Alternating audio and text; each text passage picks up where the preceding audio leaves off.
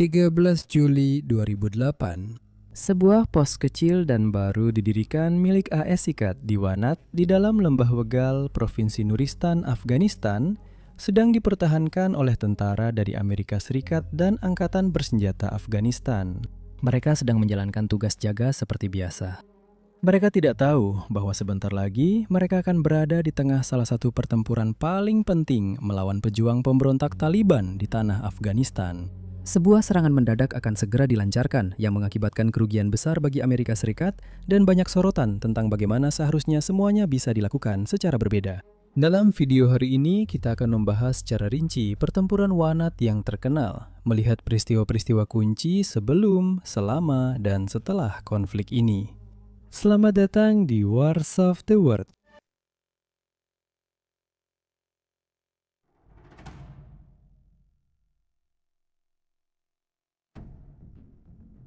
Pangkalan terpencil yang menjadi target Taliban pada Juli 2008 bukanlah pangkalan besar atau penting. Pangkalan itu terutama berfungsi sebagai pos pengamatan, memantau dengan cermat setiap aktivitas Taliban di distrik Wegal, Afghanistan, yang terletak dekat perbatasan Pakistan. Mereka bisa mengganggu pasokan apapun yang akan dikirimkan kepada para pejuang Taliban dari daerah kesukuan federal di Pakistan. Dan mereka sering berpatroli di daerah tersebut untuk mencari potensi ancaman. Selain itu, pada saat serangan terjadi, pangkalan ini baru didirikan selama beberapa hari. Sebagian besar wilayah di sekitar pangkalan terdiri dari lahan pertanian dan pegunungan. Dan meskipun jarak pandang cukup baik, pangkalan ini pada dasarnya terletak di tengah-tengah daerah terpencil. Kamp terdekat berjarak sekitar 5 mil, yaitu kamp Amerika Serikat, Blessing. Sebanyak 48 tentara Amerika Serikat ditempatkan di pangkalan yang baru didirikan tersebut pada saat serangan terjadi. Mereka sebagian besar berasal dari Peloton 2 Kompi Chosen, Batalion 2 Resimen Infanteri 503, Tim Tempur Brigade Lintas Udara ke-173. Bersama mereka terdapat 24 tentara Afghanistan yang membantu pasukan Amerika Serikat dalam berpatroli di wilayah tersebut. Meskipun lokasi pangkalan tersebut terpencil, pertempuran sering terjadi di daerah sekitarnya. Dan dalam minggu-minggu serta hari-hari menjelang pertempuran Wanat, serangkaian peristiwa di lokasi-lokasi terdekat membuat para tentara harus berada dalam kewaspadaan tinggi di wilayah tersebut. Peristiwa-peristiwa inilah yang membuat mereka mendirikan pangkalan di Wanat pada tanggal 4 Juli 2008. Laporan masuk bahwa pos pengamatan depan terdekat, Bela, menjadi sasaran tembakan senjata ringan. Selama proses relokasi yang berlangsung selama beberapa hari, di mana para tentara di Bela dipindahkan ke lokasi baru di Wanat, FOB menjadi rentan dan laporan tersebut ternyata benar. Pasukan Taliban menyerang, berusaha menghalangi satu regu batalion Zeni ke-19 yang sedang menunggu untuk dipindahkan. Hal ini mengakibatkan serangkaian serangan singkat oleh Taliban, namun pasukan Amerika Serikat sudah siap. Prajurit kelas 1 Jason Fels, Randall Derry, dan Todd Will bersama Sersan Staff Todd Barfield dan spesialis Benjamin Bond berhasil menghalau Taliban dari pangkalan. Selama beberapa pertempuran singkat, tembakan artileri dari Camp Blessing di dekatnya membantu mereka mengusir para penyerang. Namun ini bukan akhir bagi para tentara Amerika Serikat yang berjaga. Intelijen menerima informasi bahwa pasukan Taliban akan mencoba merebut camp dari dalam. Namun untungnya hal itu tidak terjadi.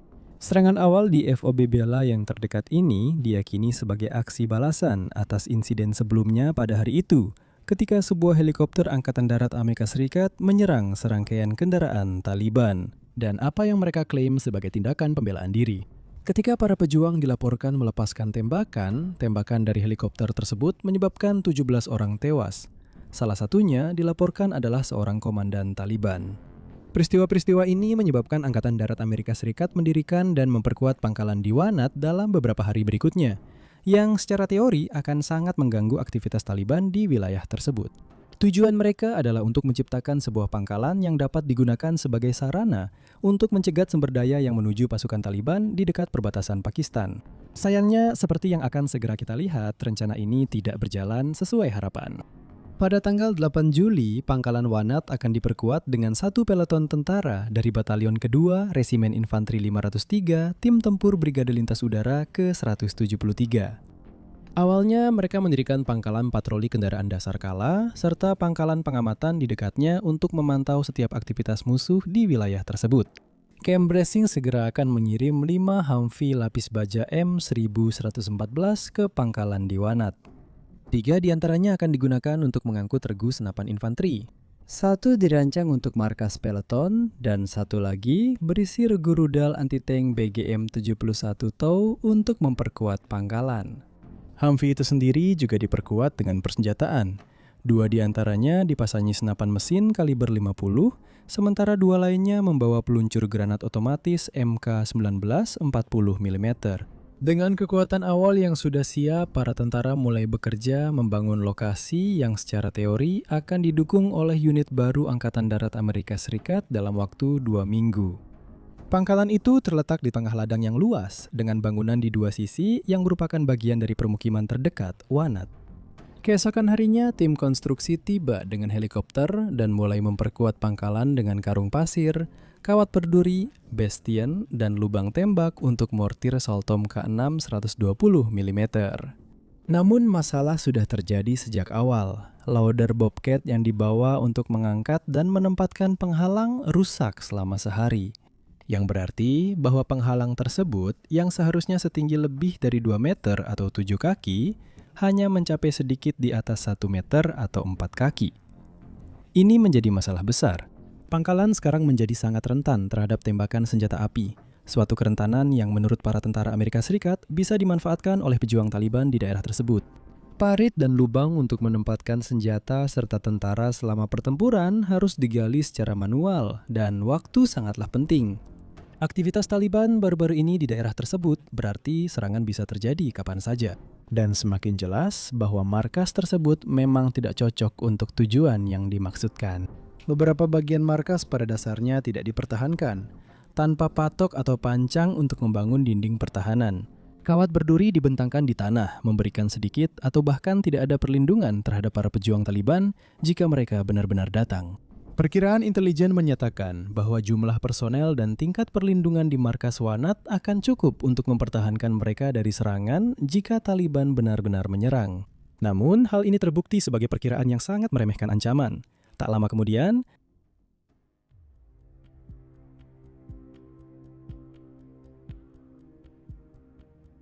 tanda-tanda peringatan yang mengkhawatirkan dilaporkan dari dalam markas Wanat pada hari serangan 13 Juli 2008. Prajurit yang bekerja membangun markas melaporkan adanya kelompok pria yang mengamati dan memberi isyarat ke arah markas dari antara bangunan di desa Wanat yang berdekatan. Sementara yang lain melihat pria-pria bergerak di pegunungan sekitar, kadang-kadang berhenti untuk mengamati markas. Malam sebelumnya, ketika beberapa tentara Amerika Serikat pergi ke Wanat untuk makan, mereka disarankan untuk menembak mati siapa saja yang mereka lihat bergerak di pegunungan. Hanya para pejuang Taliban yang punya alasan untuk berada di sana. Serangan terjadi lebih awal, pada pukul 04.20 pagi tanggal 13. Dengan memanfaatkan unsur kejutan, sekitar 200 pejuang Taliban berkumpul untuk menyerang markas tersebut. Dan mereka bersiap lebih dulu agar meminimalkan waktu yang dimiliki pasukan AS untuk merespons. Malam sebelum mereka maju, mereka mulai mengalirkan air ke sistem irigasi di ladang tetangga, yang menciptakan cukup banyak suara latar sehingga tentara Amerika tidak bisa mendengar mereka. Bergerak melalui ladang menuju pangkalan Wanat, para pejuang Taliban dipersenjatai lengkap dengan senapan mesin, RPG, dan tembakan mortir. Diduga, 100 pejuang maju ke bagian depan pangkalan, sementara 100 lainnya menyelinap ke sisi pos pengamatan. Di sebelah timur, menggunakan perlindungan pegunungan untuk melancarkan serangan saat masih gelap hanya dalam beberapa menit setelah Taliban maju ke pangkalan Wanat. Mereka berhasil melumpuhkan mortir 120 mm milik Amerika dan amunisi yang seharusnya digunakan untuk melawan mereka. Hal ini menimbulkan ledakan besar ketika amunisi mortir itu diledakkan, sehingga salah satu aset paling berharga mereka menjadi tidak berguna. Para pejuang Taliban yang membawa peluncur roket berhasil menghancurkan peluncur rudal TOW yang terpasang di salah satu Humvee lapis baja, sehingga akses ke senjata terberat kedua milik AS pun terhalang. Dalam sekejap mata, Taliban berhasil mendapatkan keunggulan yang menakutkan berkat taktik gerilya dan kemampuan mereka bergerak secara diam-diam. Setelah itu, Taliban mulai mengincar untuk menyerang para tentara secara langsung. Mereka pertama-tama memusatkan tembakan mereka ke pos pengamatan yang dijaga oleh tim bernama Topside. Ini terdiri dari Sersan Ryan M. Pitts dan para spesialisnya, Tyler Stafford, Gunnar Swilling, Matthew Phillips, Chris McCaig, Jason Bogar, dan Pruitt Rainey. Kopral Jonathan Ayers juga hadir di sana. Tembakan pertama Taliban berhasil melukai semua prajurit ini, mengejutkan mereka saat mereka mengamati perbukitan dan ladang dari titik pengamatan. Pada gelombang tembakan pertama itu, para pejuang Taliban menembakkan granat berpeluncur roket yang berhasil membuat Tyler Stafford terlempar dari senapan mesin yang terpasang. Dia dan Matthew Phillips kemudian mulai melempar granat ke arah para pemberontak yang berhasil menyusup ke markas. Namun Phillips segera menjadi sasaran tembakan senapan mesin Taliban yang pada akhirnya menyebabkan kematiannya.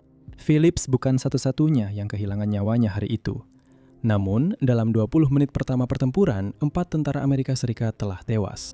Kopral Jason Bogar mengambil senapan mesinnya dan menembak langsung ke arah Taliban, namun sayangnya senjatanya macet. Melihat bahwa Stafford telah terlempar dari posisinya, dia segera menuju ke sana untuk memberikan pertolongan pertama sambil berlindung. Sementara pertempuran terus berlangsung, Bogar kemudian berhasil menewaskan beberapa pejuang Taliban yang menembaki mereka dari atas hotel Desa Wanat. Namun dia segera tewas ketika meninggalkan batas pangkalan untuk menewaskan lebih banyak musuh. Sersan Ryan M. Pitts segera mendapati dirinya sendirian di pos pengamatan saat anak buahnya tewas atau terpisah darinya satu persatu. Namun dia mampu menahan mereka sendirian, menembak secara berkala dari balik perlindungan, sambil berusaha menghubungi pasukan sekutu untuk mengevakuasi dirinya dan anak buahnya yang tersisa. Dia berhasil mempertahankan posisinya selama 2 jam yang melelahkan hingga bantuan akhirnya tiba. Di markas utama, kekacauan besar terjadi saat Taliban menghujani tembakan dari ladang di sebelah, Desa Wanat, dan dari dalam markas itu sendiri.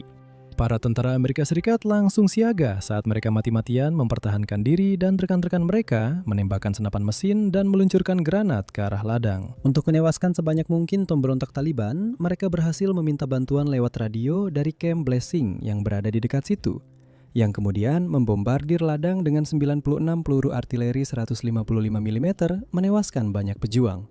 Sementara itu, para tentara di pangkalan Wanat berusaha menyeret rekan-rekan mereka yang terluka ke tempat aman. Sementara yang lain berlari langsung menembus tembakan Taliban. Untuk memasok kembali pos dengan amunisi dan sumber daya, para tentara menggunakan ranjau Claymore untuk menghentikan Taliban masuk ke pangkalan mereka.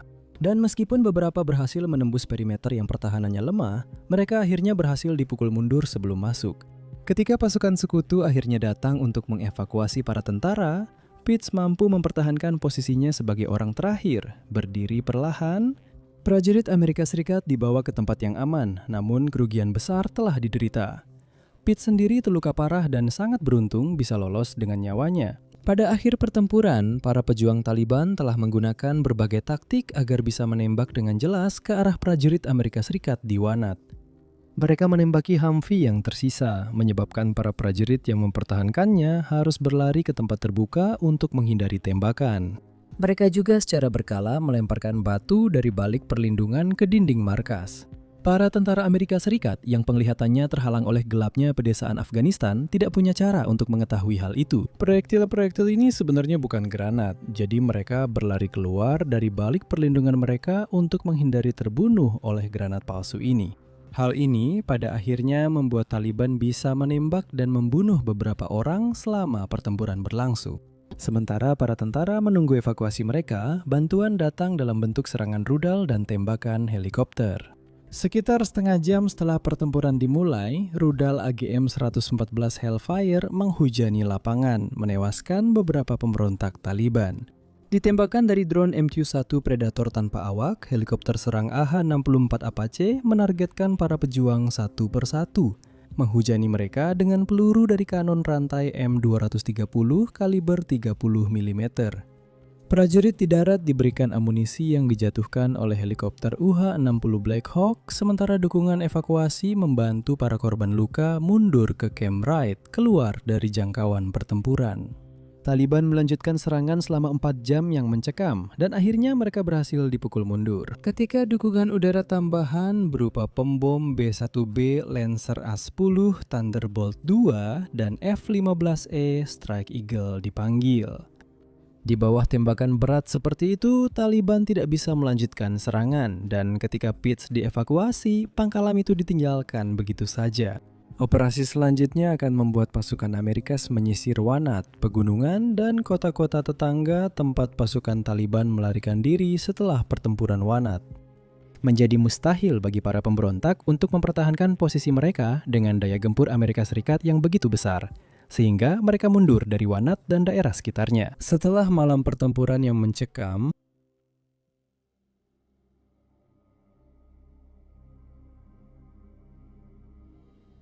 9 tentara Asrikas kehilangan nyawa mereka dalam pertempuran Wanat. Sebagian besar dari mereka sedang berjaga di pos pengamatan. Pos itu diserang dengan cepat dan diam-diam oleh para pejuang Taliban. Mereka yang gugur adalah sebagai berikut. Spesialis Sergio S. Abad, Kopral Jonathan R. Ayers, Kopral Jason M. Bogar, Sersan Israel Garcia, Kopral Jason D. Hoverter, Kopral Matthew B. Phillips, Kopral Pruitt A. Rainey, Kopral Gunnar W. Zwilling, dan Letnan 1 Jonathan Brostrom. Para tentara kemudian melaporkan bahwa antara 21 hingga 65 dari sekitar 200 pemberontak Taliban yang diperkirakan menyerang markas tersebut tewas dalam pertempuran. Namun ketika pihak berwenang yang datang kemudian tiba di lokasi, mereka hanya menemukan 2 jenazah pejuang Taliban di sekitar markas setelah pertempuran. Seorang pejabat Kementerian Pertahanan Afghanistan yang tidak disebutkan namanya dalam wawancara dengan Al Jazeera mengatakan bahwa antara 4 hingga 500 pejuang Taliban terlibat dalam serangan itu pada hari itu. Pertempuran Wanat adalah yang paling berdarah bagi pasukan Amerika Serikat sejak pertempuran Abbas Ghar atau Operasi Red Wings 3 tahun sebelumnya. Alasan mengapa sejumlah besar pasukan Taliban dianggap mampu menyerang pangkalan tersebut adalah karena adanya simpatisan Taliban di wilayah Regal setelah serangkaian korban sipil dalam beberapa minggu dan bulan sebelumnya. Kurangnya pasokan dan struktur pertahanan di pangkalan Wanat juga memungkinkan Taliban untuk mengincar lebih banyak tentara Amerika Serikat dari biasanya. Tak lama setelah pertempuran Wanat, para komandan Angkatan Darat Amerika Serikat dari pasukan koalisi di Afghanistan memutuskan untuk meninggalkan pangkalan patroli Wanat. 3 hari kemudian, tidak ada lagi pasukan Amerika yang menetap di Wanat sama sekali. Namun mereka tetap mengirimkan patroli ke wilayah tersebut untuk membantu mencegah konflik serupa terjadi lagi. 1 bulan kemudian, pada tanggal 13 Agustus, penyelidikan Angkatan Darat Amerika Serikat terhadap peristiwa pertempuran tersebut dilakukan, dan hasilnya dipublikasikan pada bulan November berikutnya. Penyelidikan tersebut menemukan bahwa pasukan Taliban dibantu oleh otoritas lokal Afghanistan, seperti para pemimpin distrik dan polisi setempat. Persediaan senjata dan amunisi yang jauh lebih banyak daripada yang dibutuhkan oleh pasukan polisi desa yang hanya berjumlah 20 orang ditemukan di barak. Dan yang lebih mengejutkan lagi, senjata-senjata ini tampaknya baru saja digunakan. Penyelidikan juga mengungkapkan adanya potensi informasi intelijen bahwa Angkatan Darat Amerika Serikat seharusnya sudah memperkirakan serangan yang akan datang sebelum itu terjadi. Namun pada akhirnya penyelidikan menyimpulkan bahwa para komandan pangkalan di Wanat seharusnya tidak perlu mengantisipasi adanya serangan dalam bentuk apapun. Meskipun ada laporan bahwa pasukan Taliban telah berkumpul di perbukitan sekitar selama berminggu-minggu sebelum pertempuran tahun 2009. Kolonel Charles Preisler, Letnan Kolonel William Osland, dan Kapten Mayer tetap menerima surat teguran. Akibat dari pekerjaan konstruksi yang direncanakan dengan buruk, para pejuang Taliban justru mendapatkan akses yang lebih mudah ke pangkalan tersebut. Penyelidikan selanjutnya oleh Letnan Jenderal Korps Marinir Amerika Serikat Richard F. Natonsky membebaskan para perwira ini dari tuduhan tersebut, menyatakan bahwa mereka, kutip, tidak lalai maupun abai dalam menjalankan tugas mereka, menggunakan tingkat kehati-hatian yang akan dilakukan oleh orang yang cukup bijaksana dalam keadaan yang sama atau serupa, tutup kutip. Mayer kemudian dianugerahi medali Silver Star, penghargaan militer tempur tertinggi ketiga atas perannya selama pertempuran tersebut. Pada Juni 2010, setiap teguran terhadap para perwira tersebut telah dicabut dan tidak ada tindakan pidana yang dilakukan. Namun, hal ini tidak diterima dengan baik oleh anggota keluarga para tentara yang tewas dalam aksi di Wanat. Surat-surat ditulis kepada Sekretaris Angkatan Darat Amerika Serikat untuk meminta agar penyelidikan Natonsky dibuka kembali dan teguran terhadap para perwira tersebut dikembalikan. Beberapa senator menandatangani surat tersebut sebagai bentuk dukungan, namun tidak ada tindakan lebih lanjut yang diambil. Sebuah catatan sejarah resmi tentang pertempuran Wanat diterbitkan oleh CSI pada bulan November 2010. Dan laporan tersebut menyalahkan tingginya jumlah korban jiwa pada ketidakpastian perang, kesalahan yang dilakukan oleh perwira militer yang belum berpengalaman, kurangnya intelijen, serta kurangnya pengetahuan tentang kompleksitas situasi politik di wilayah Wanat.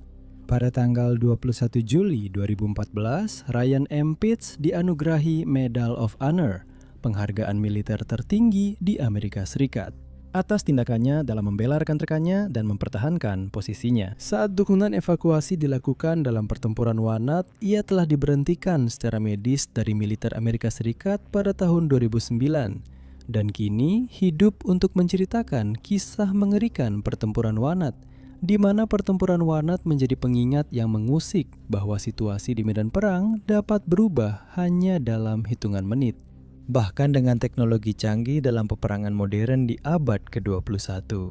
Pasti merupakan pengalaman yang benar-benar mengerikan untuk beralih dari keadaan tenang menjadi sangat kacau hanya dalam sekejap. Saat tembakan dan ledakan terjadi di sekitarmu di sebuah ladang terpencil di Afghanistan. Namun tindakan Pitts dan rekan-rekannya memastikan bahwa Taliban segera mundur dari Wanat.